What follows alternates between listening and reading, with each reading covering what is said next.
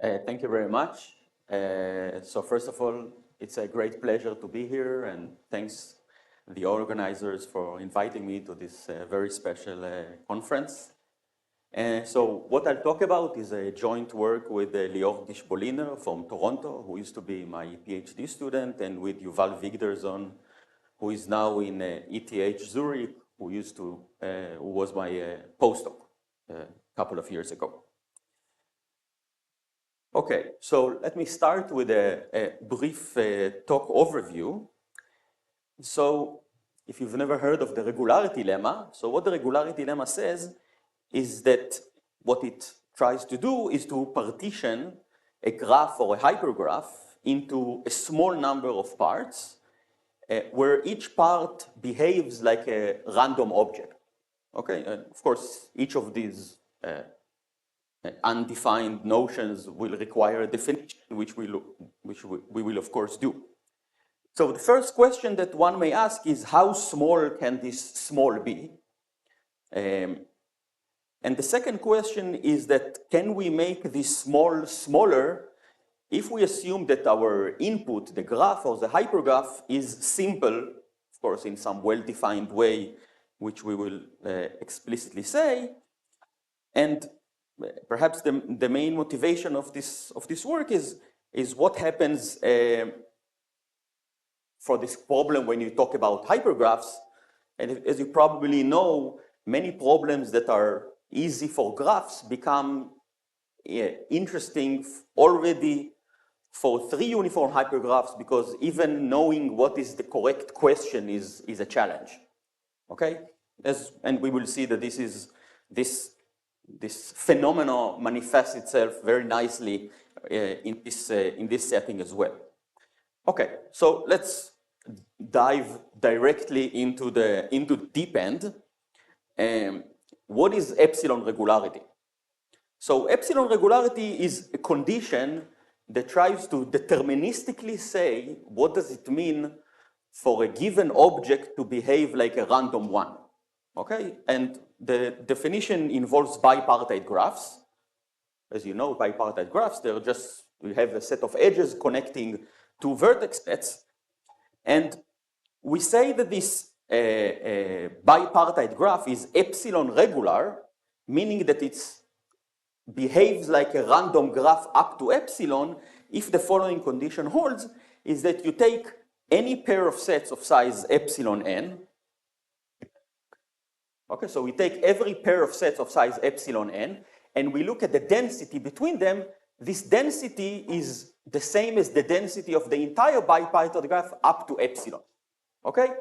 And I need to, this is a common misconception. When I say that this bipartite graph behaves like a random graph, I don't mean necessarily as a random graph with edge probability 1/2. Okay, it doesn't mean to be like a uniformly bipartite graph where we expect the edge density to be 1/2, but what we say is that we want this to be similar to a bipartite graph where the edge density is some fixed p, okay, where this p is going to be the edge density between these two parts. Okay, so we take the number of edges divided by n squared. This is the density of this bipartite graph, and we want this bipartite graph to behave as if each edge was chosen independently with probability p. Okay, and this p doesn't need to be 1/2. Okay? Okay, so the intuition is that we think of an epsilon regular bipartite graph as if it is a genuine but random bipartite graph where each edge was chosen with probability p. Okay? Good. Okay, and another very important definition is that we're going to make a little tweak on the notion of an induced subgraph. So when we say that H is an induced subgraph of a graph G, we want a vertex set, and we want in this vertex set to have precisely the edges and non-edges of H. Okay? Now we're going to define what it means to be bipartite induced.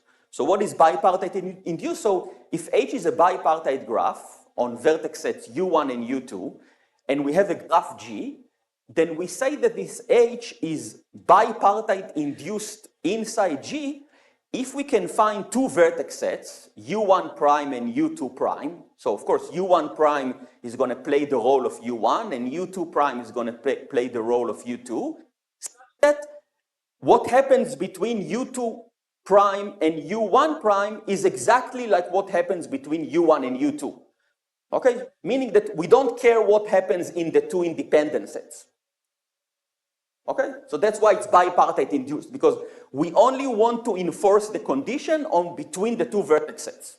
Or if you want to think about it differently, is that G has a bipartite induced copy of H if it has some graph H prime obtained from H by doing whatever you want inside the independent sets. Okay.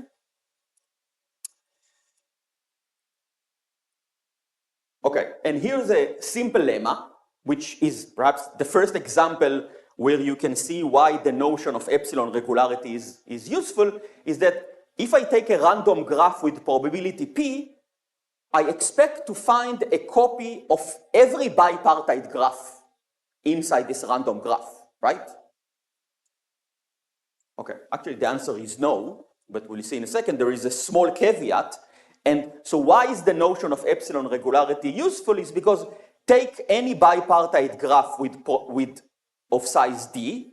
If you have a bipartite epsilon regular graph, then you should be able to find between these two sets a bipartite induced copy of H, unless something strange happens, which is the only case where I will not find such a copy is if this bipartite graph is either completely empty or completely full, in which case, of course, I will not find an induced copy of any bipartite graph besides the complete or the empty bipartite graph, right? So I need to add another condition, which is that I want the edge density of the big bipartite graph to be bounded away from 0 and 1, okay? So you give me D, and you give me delta, which is how much bounded away from 0 and 1 the density of the big bipartite graph is. If it's epsilon regular, where this epsilon depends only on D and delta, I know that I can find a copy, an induced bipartite copy of every bipartite graph. And actually even the bound here is very reasonable. It's a polynomial bound. Okay? Yes?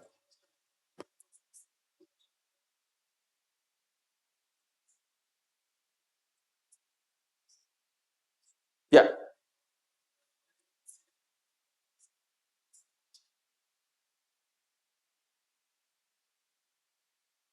We don't really care about this integer multiplication, but because by averaging, if you have the condition on sets of a certain size, you have this condition for larger sets.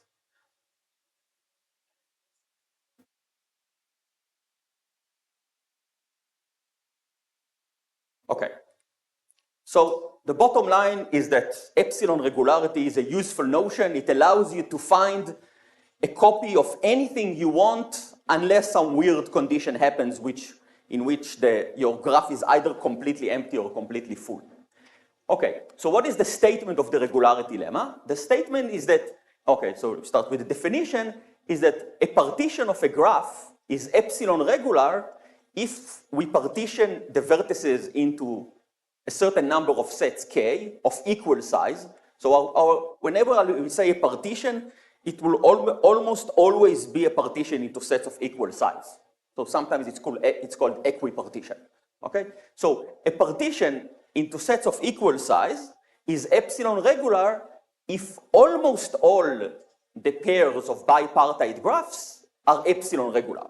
Okay, so so I'm partitioning the graph into K vertex sets. Okay, how many bipartite graphs are there? There are K choose 2 options to choose the Vi and Vj, and I want almost all of the pairs, besides epsilon K square of them, to be epsilon regular. Okay, so this is an epsilon regular partition. Okay, and what is the statement of the regularity lemma? Is that no matter how large your graph is, Okay, for every epsilon, there is a number that depends only on epsilon, and it's independent of the size of the input, such that every graph has an epsilon regular partition of size at most epsilon, of size at most m, sorry. Okay, so no matter how large your graph is, you take epsilon to be 1%, you can partition into some m of 0.01 parts, such that almost all of them are 0.01 regular. Okay, so this sounds very nice. What's the catch? Okay, so actually let's sketch the proof for a second. And the proof is very simple, is that for every partition we associate an index or an energy, which is the average square density. Okay, so we go over all pairs, we look at what is the density, we square it, and we take the average over all k-square sets, pairs. Okay, so it's easy to see that this number is always between 0 and 1. And what do? If this partition is epsilon regular, then we are done. Okay, if not, then suppose this pair is not epsilon regular, then we know that there are two subsets, okay, that violate the condition of epsilon regularity. Then we take these two sets, and we take these two sets for every pair which is not epsilon regular. Okay?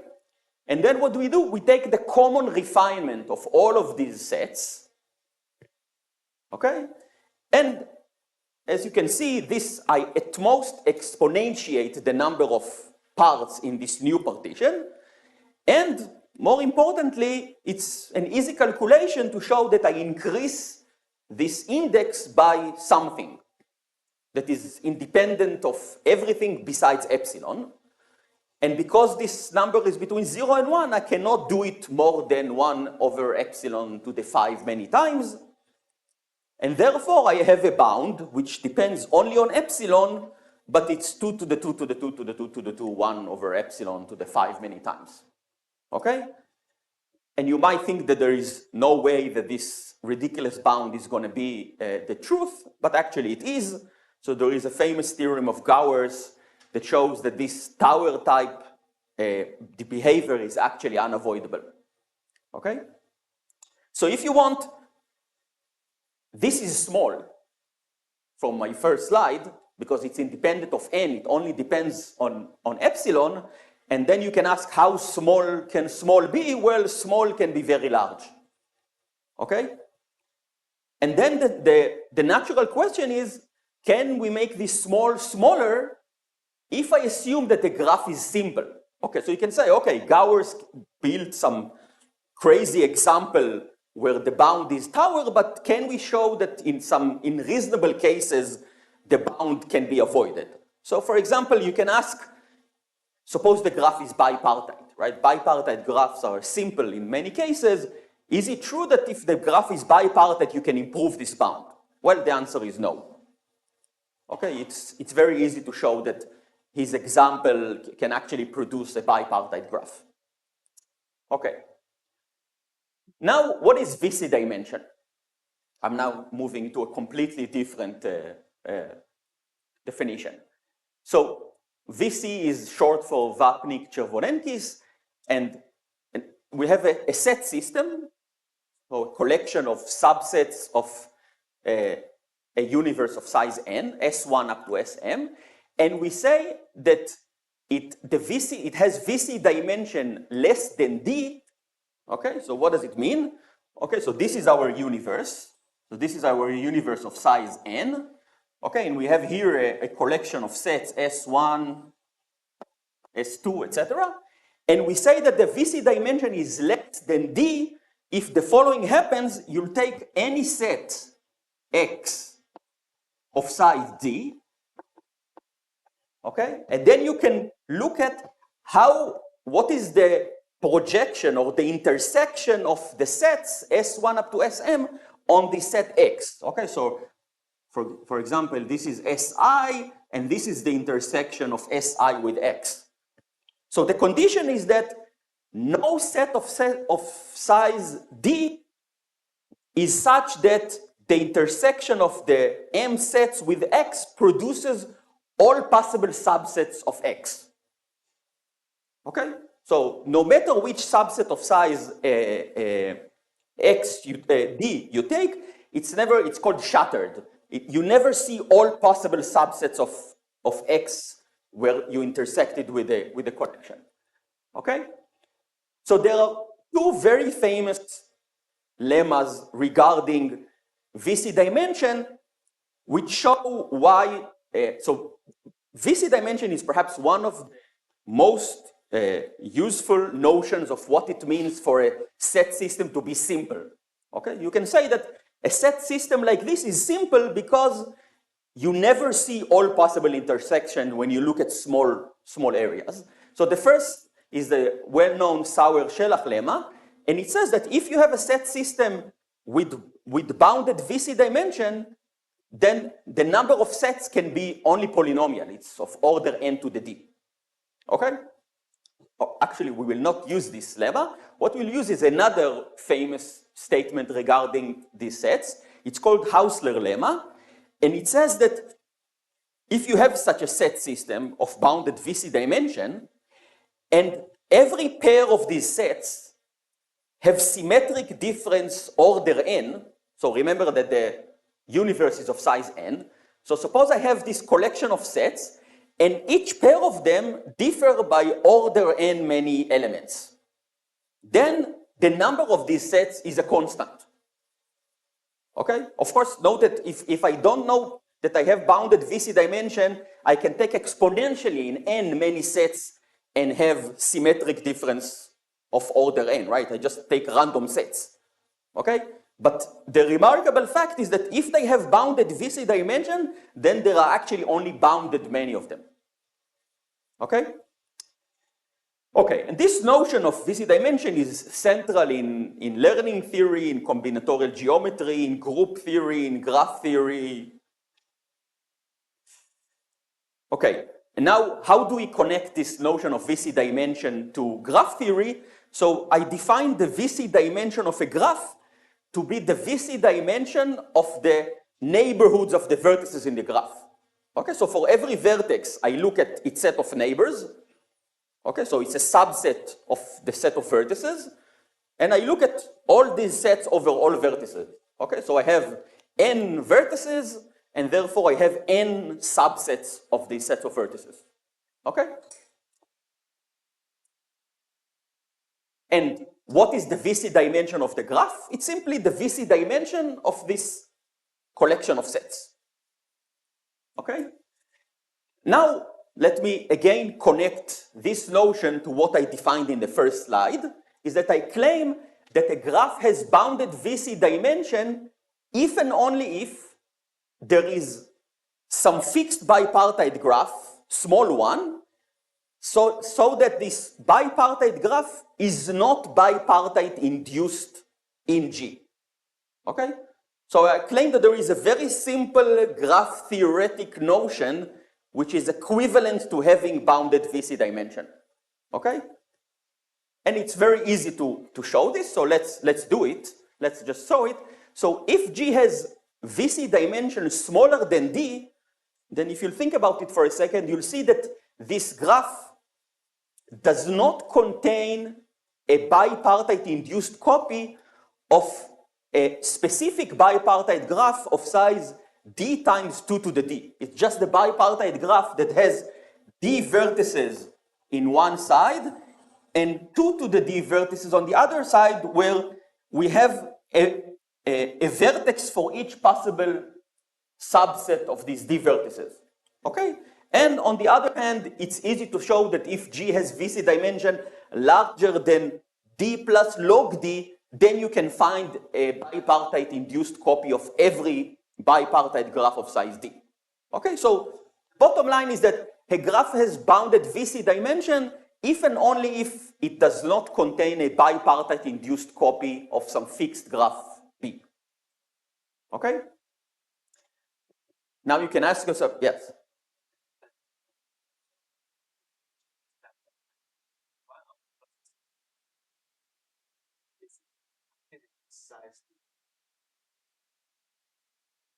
What? One vertex. Wow. I have one vertex for every subset of this set of vertices.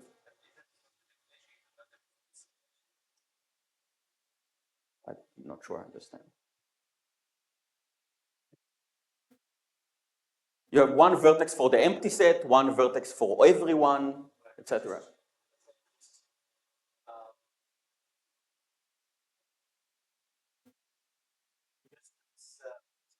Set of that. Saying like say you have to know this specific impact will be hypergraph. Saying is that true?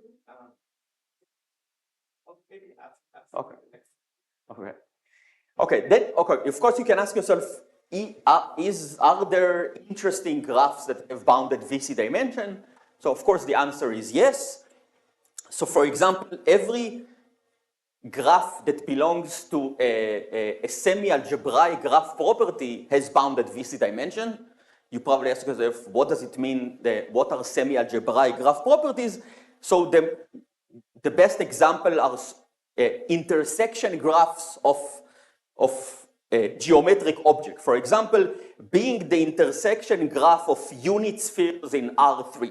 Okay, so you can say, what is the intersection graph of unit spheres? Is that you want to be able to assign a unit sphere in 3 dimensions to every vertex such that I and J are connected if and only if the respective spheres intersect.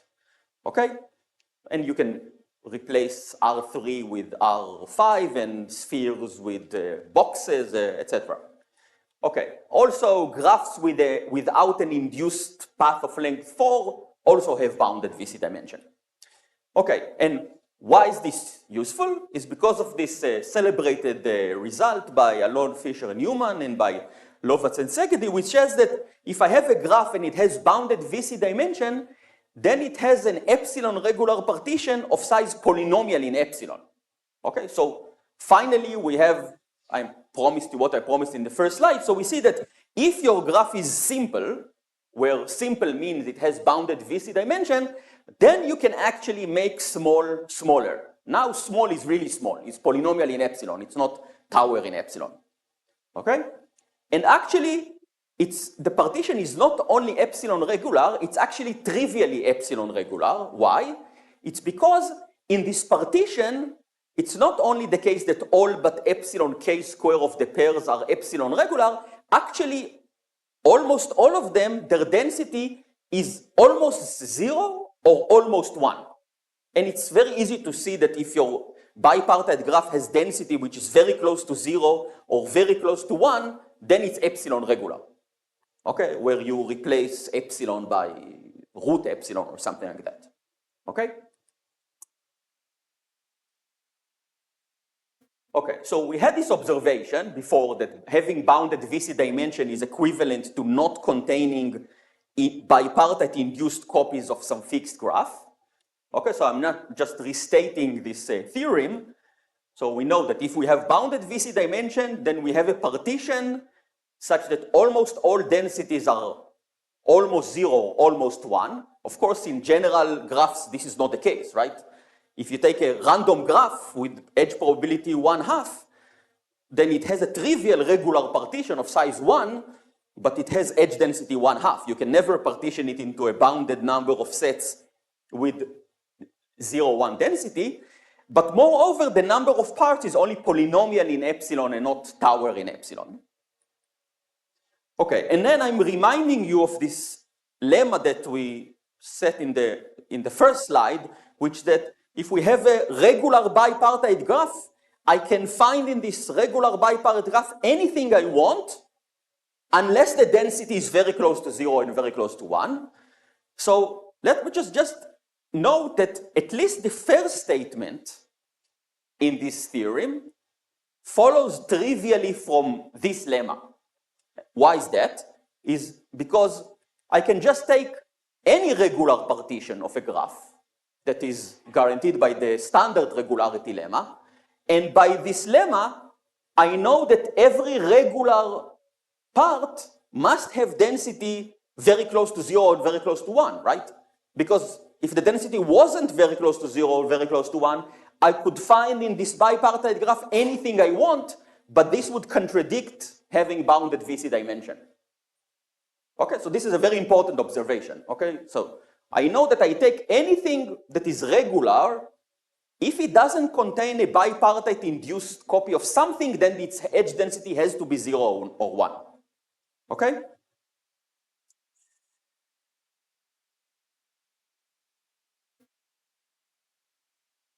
Okay. Now I'm going to give you basically I'm going to show you how to prove this theorem. And this is a proof that appears in a paper, in a later paper of Fox, Pak, and Suk, and I claim that this theorem follows easily from Hausler's lemma. Okay, remember, Hausler's lemma, what it says is that if you have a collection of sets and they have bounded VC dimension and every pair of sets are far apart, their eddy distance, their symmetric difference is proportional to the size of the universe, there is only a constant number of them. Okay? Okay, so let me prove this for bipartite graphs. The proof easily extends to general graphs. Okay? So what do I do? So just to have a picture in mind, so we have a bipartite graph between sets A and B. Okay? And I'm going to do something for A, and then I'm going to do it for B. Okay? And what am I doing in A?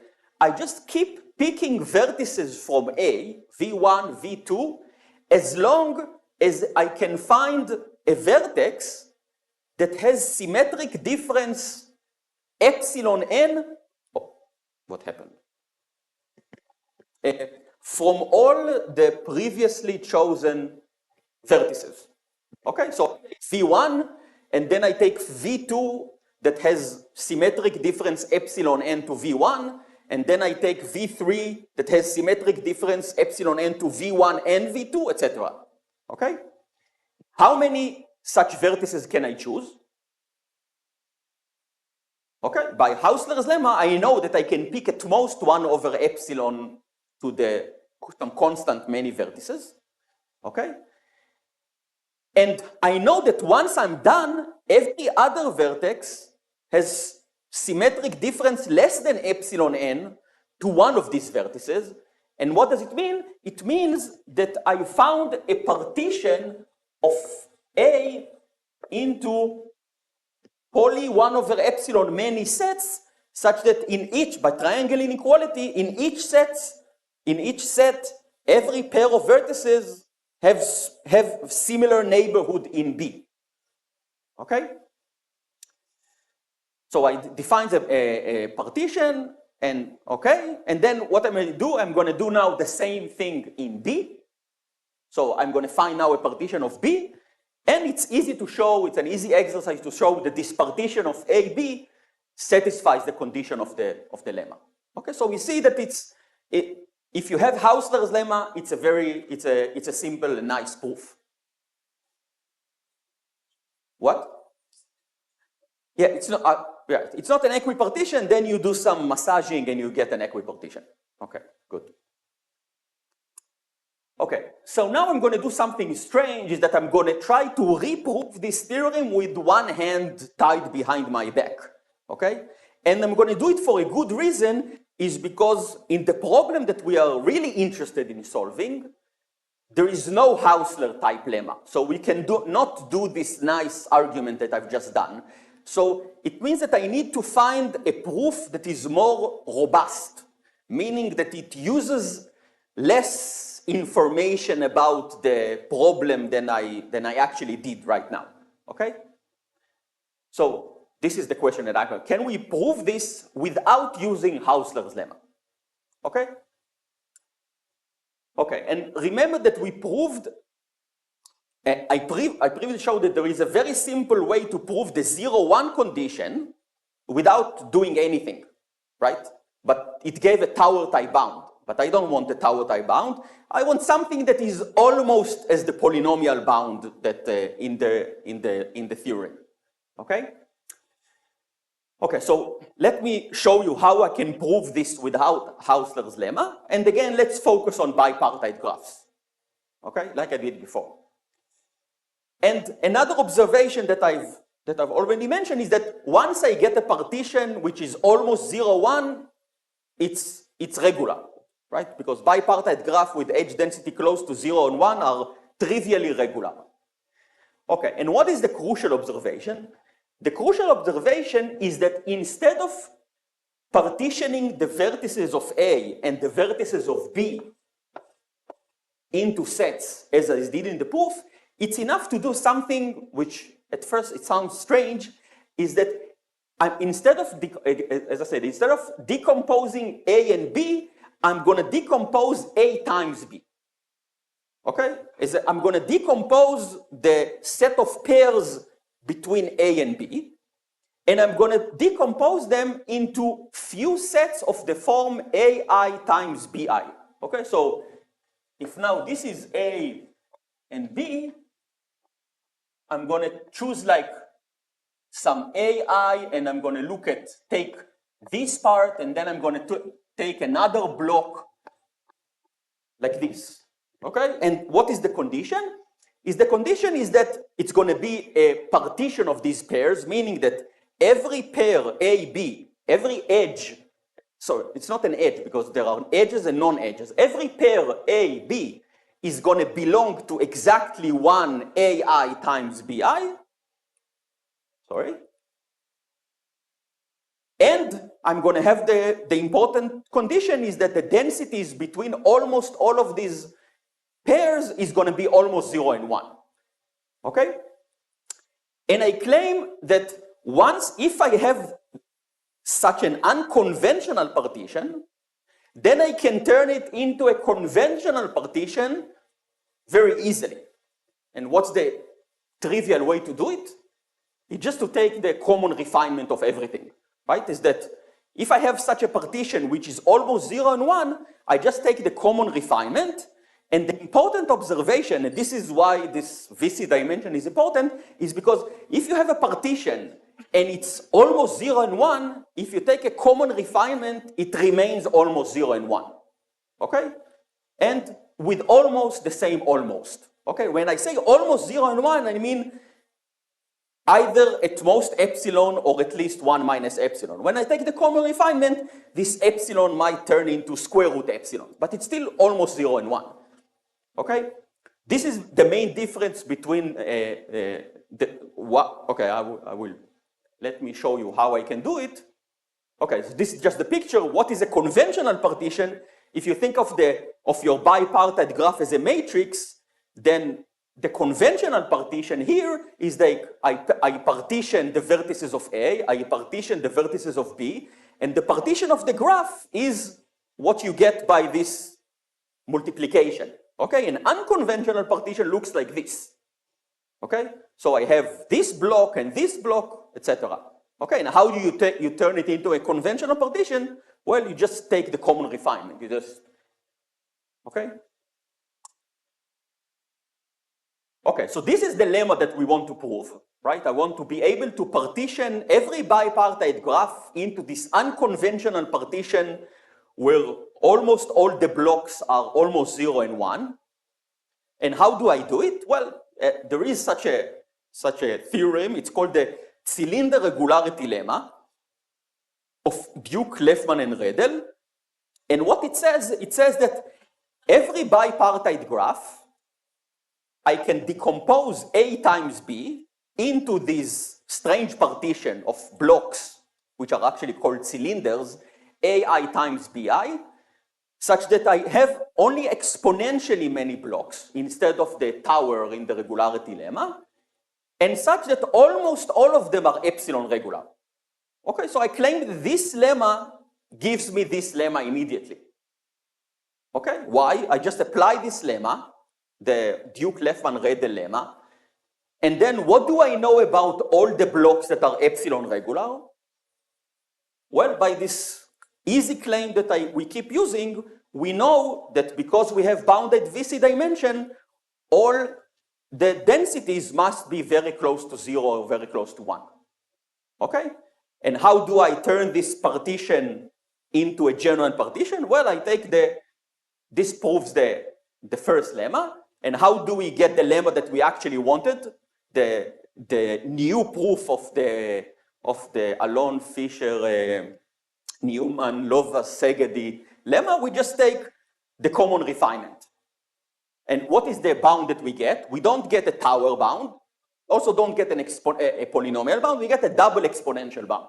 Well, we get an exponential from this, and then we get another exponential from taking the confound refinement. Okay, so we got a weaker bound, it's double exponential instead of polynomial, but the important thing is that we don't use Hausler lemma. It's completely combinatorial, okay?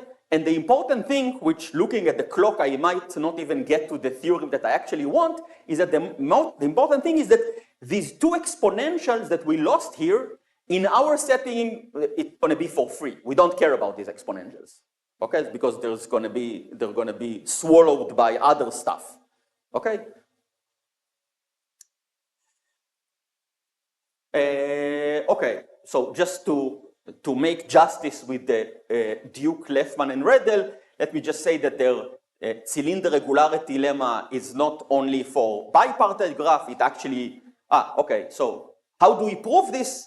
So it's a very simple proof. It's very similar to the proof of the regularity lemma, and it's very nice to see why it gets an exponential bound and not a polynomial bound, is that you basically repeat the same proof, but only now,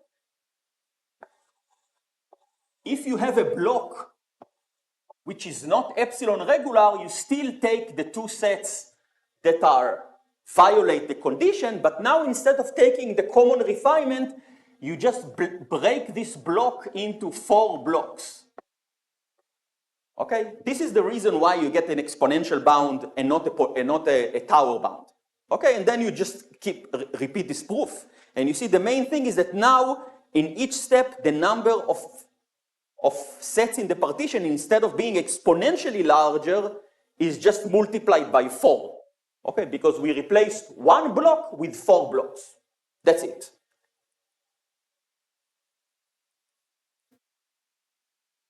Okay, and as I said, there is nothing, and of course the natural question you might ask yourself, wait a minute, so why can't I prove the regularity lemma by doing the cylinder regularity lemma with an exponential bound, and then taking the common refinement like I did in the previous slide, and then you get a double exponential bound, right? So the catch is that when you take the common refinement of regular bipartite graph, they are not necessarily still regular. You might destroy the condition of epsilon regularity. Okay, this, what I said, works only because we have the stronger condition that the densities are almost 0 and almost 1. Okay? So if you ask yourself, why can't you use this idea in order to prove the regularity lemma? Okay, so again, so to do justice with the Duke, Lefman, and Redel, I will just say that the full-fledged cylinder regularity lemma talks about k-partite graphs. Now we have, instead of AB, we have A1 up to AK, and now instead of partitioning A times B, I'm partitioning A1 times A2, like the K tuples, okay, into now K-dimensional cylinders, such that now, instead of every pair belonging to a block, now every K tuples belong to a block.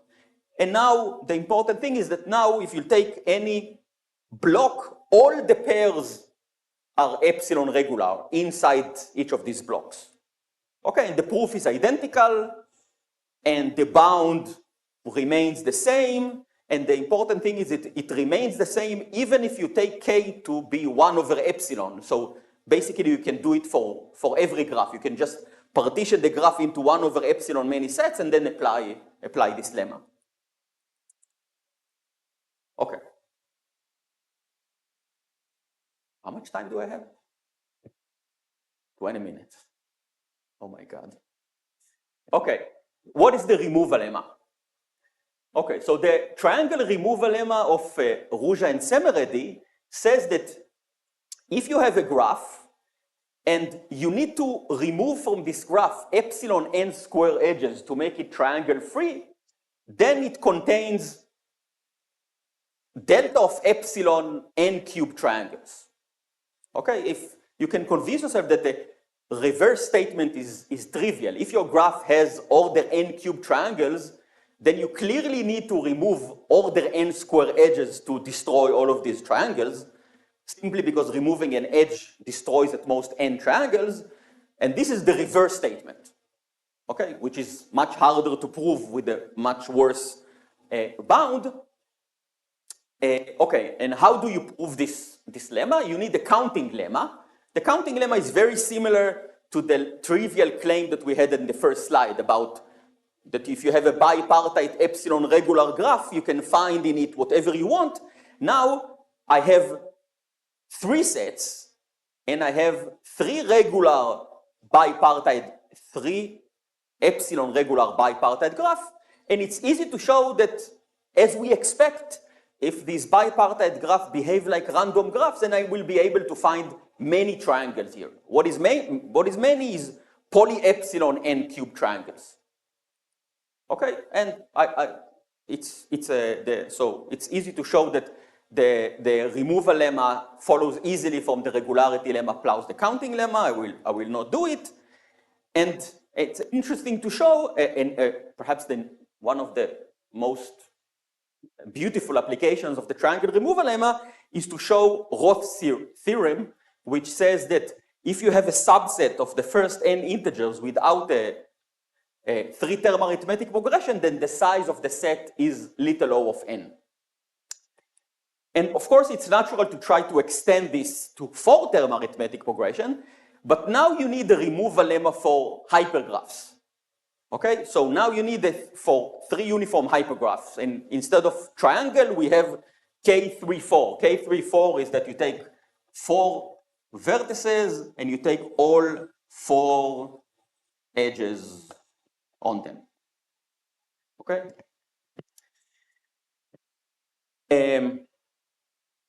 So what do you need in order to prove this removal lemma? So in order to prove the removal lemma for graphs, we had the regularity lemma, we had the counting lemma, and we had a notion of what it means for a graph be epsilon regular, meaning quasi-random. So what do we need? We need to define the notion for epsilon regularity for hypergraphs, or for 3 graphs in our case. We need to prove that every 3 graph has such a partition, and we need to prove a counting lemma. What would be a counting lemma? It needs to be statement like, if you have 4 vertex sets, V1, V4, such that the hypergraph on them is epsilon regular, then it contains many copies of K34, right? If you have this, this, and this, you have this removal lemma for hypergraphs, and you proved Roth's theorem for 4-term arithmetic progression, right? It sounds simple enough. Okay, so what is the recipe for proving a removal lemma? Is that we need 1 notion of regularity, 1 regularity lemma, and 1 counting lemma. Okay? So you look at this, some of your students, you say, okay, it's very simple, right? I know what is the notion of graph regularity, and you think about it for a second, and you immediately come up with the following notion of hypergraph epsilon regularity, which, as the name suggests, is going to be the wrong notion, but it's called weak regularity.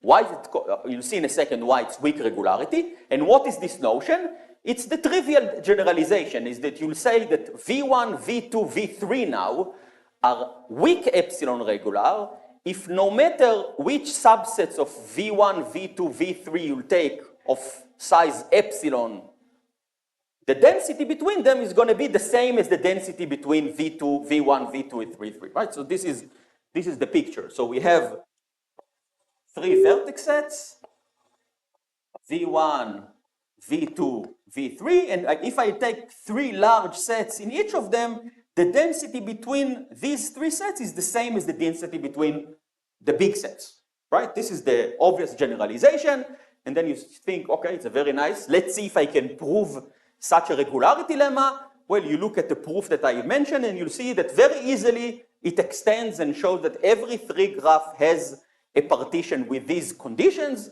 So you have a notion of epsilon regularity, you have a regularity lemma, and the only missing thing is a counting lemma, right? So what do we want to know? We are asking ourselves whether is it true that if I have 4 vertex sets, such that each 3 of them satisfy this notion, is it true that they contain many copies of this guy? Well, as you can expect, the answer is no. Okay? So I can construct a 3 uniform hypergraph on 4 vertex sets that is little o of 1 regular, meaning it's epsilon regular for every epsilon that you give me, and it's not going to contain even a single copy of K34. Okay, and it's a very nice example due to, I think, Heinal and Erdesh. Okay, what do we do? So we start with a complete 4-partite graph. Okay, so I take 4 vertex sets, and I'm only looking at the edges between them.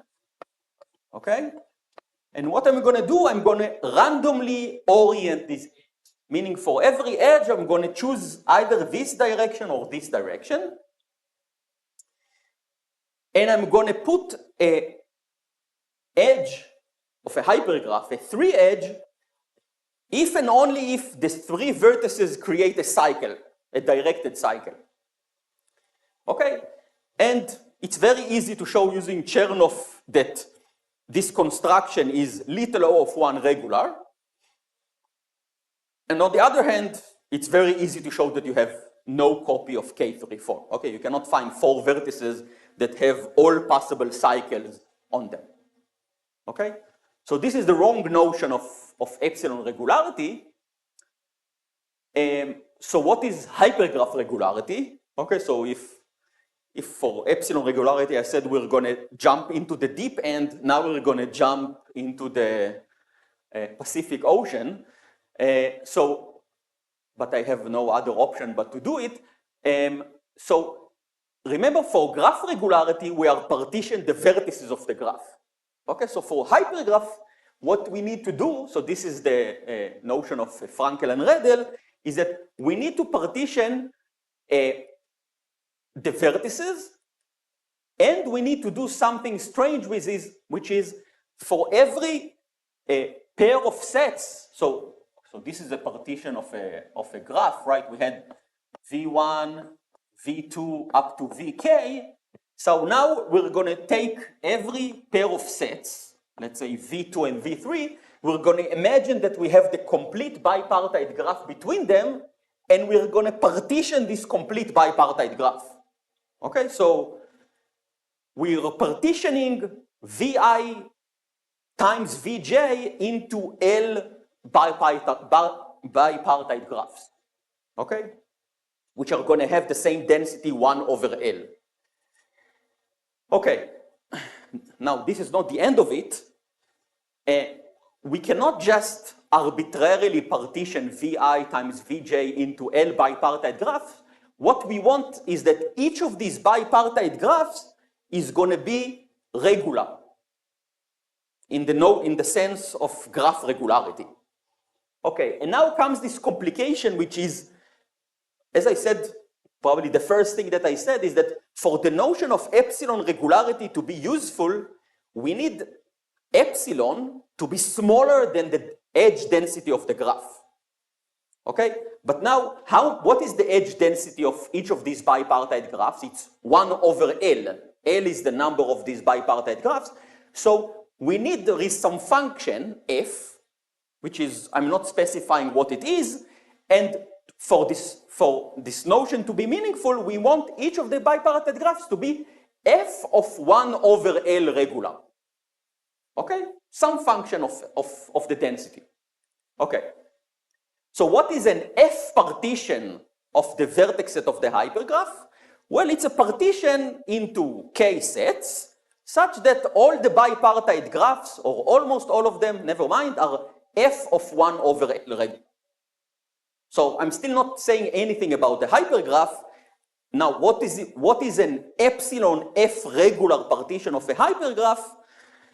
Well, it's a partition, as I've said here, such that, okay, let's take a deep breath. What does it mean for such a partition of the vertices and the pairs of vertices to be epsilon regular?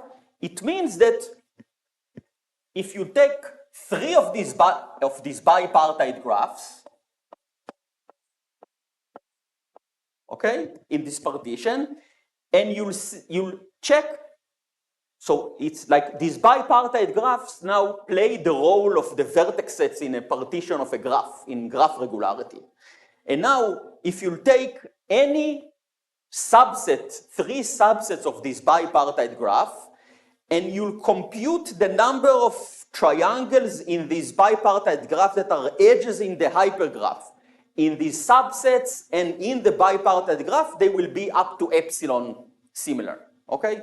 So if you didn't follow me, that's okay. Perhaps I just wanted to convince you that it's a complicated notion, okay?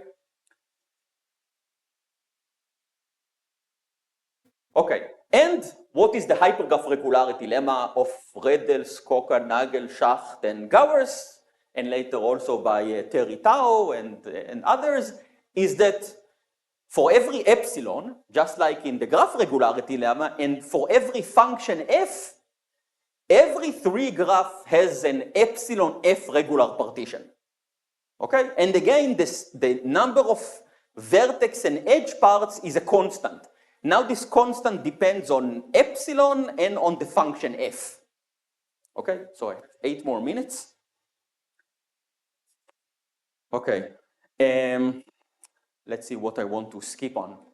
Okay, so the proof is very similar to the proof of the graph regularity lemma. You basically do an iterative process where you just keep refining the partition until you get what you want. Okay? But the important thing is that now, in each iteration, instead of just taking a common refinement, I need to apply the graph regularity lemma. And that, therefore, every time, instead of paying an exponential bound, I pay a tower bound. And therefore, the bound that I get is not exponential of exponential of exponential, it's a tower of tower of tower, which is called the Wowzer function. Okay? And actually, okay, and then, okay, let me skip this. Okay, and then you can ask yourself whether this Wowzer bound is can you improve it? Okay, so a few years ago with my PhD student Guy Moshkovitz, we proved that this is actually unavoidable, meaning that actually you need to pay this horrendous bound. Okay, and the important thing is that this bound, this Wowzer bound, remains as long as you take f to be any C-plised function. Okay, even if you take f to be a tower function, still the bound is a tower, but if you take f to be a really crazy function, then you get an even worse bound. Okay, and what I want you to see is that for the interesting application, for example, the whole story began, we want to prove this hypergraph regularity lemma in order to prove Roth's theorem. To prove Roth's theorem, you only need to take this function to be a polynomial. Okay? In this case, the bound is a Wowzer bound. Okay. And now comes the important definition, is that now what is VC dimension for hypergraphs? Okay? So as I said in slide number 0, before I started to talk, is that you can now define hypergraph VC dimension in many ways. Okay? And so here is the first way, which is by Fox, Pak, and Suk, which is, I say that a 3 graph, so what I'm going to say now has nothing to do with hypergraph regularity, so if you didn't understand what I was talking, then you can come back. Okay, so a 3 graph has bounded VC dimension.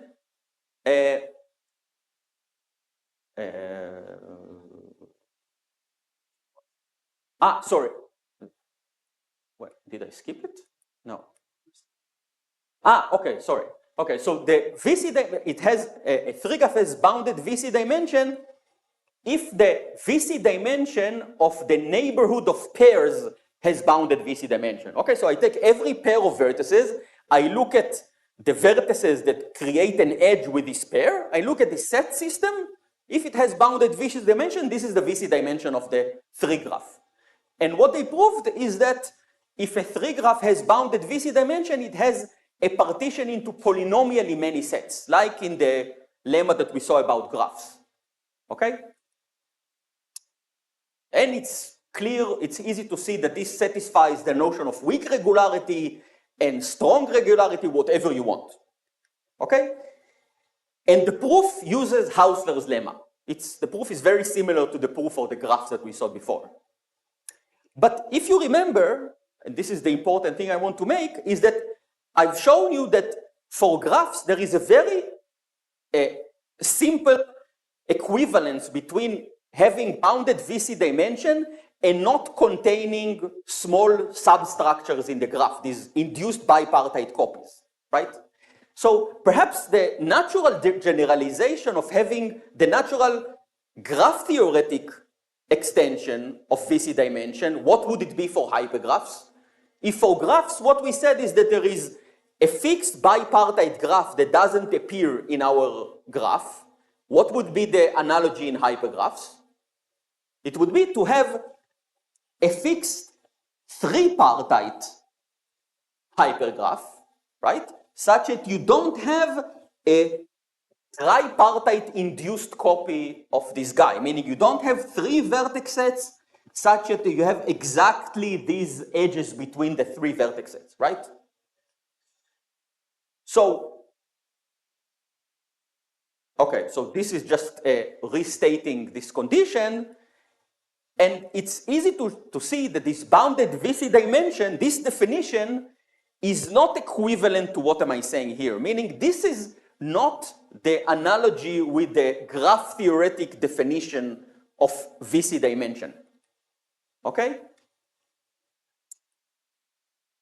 So I'm now okay, it's not me defining it, it was actually defined in the past decade by Shelach, by Chernikov, by Tausner, by Terry, Wolf, under various equivalent definition. So I say that a hypergraph has bounded VC2 dimension if it doesn't contain a tripartite induced copy of some fixed three-partite 3 graph.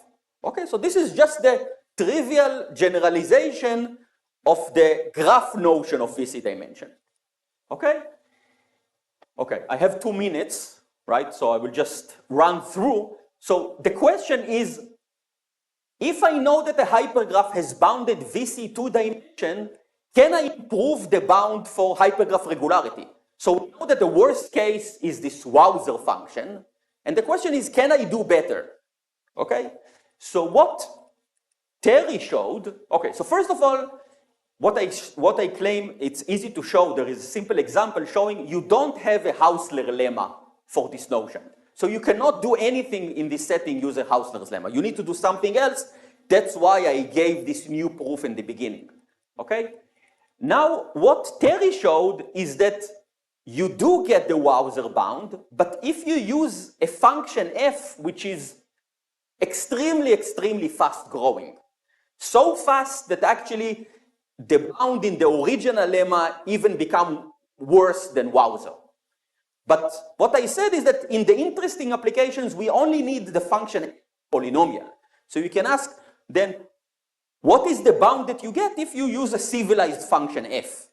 And our main result is that in this case, the true behavior of the 3 graph regularity lemma is a tower bound.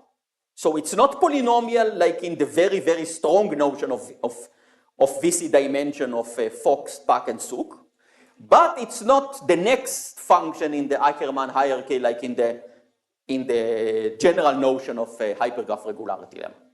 Okay? So you do get something better than the worst case, but you don't get something as good as this very strong notion of okay, that's it.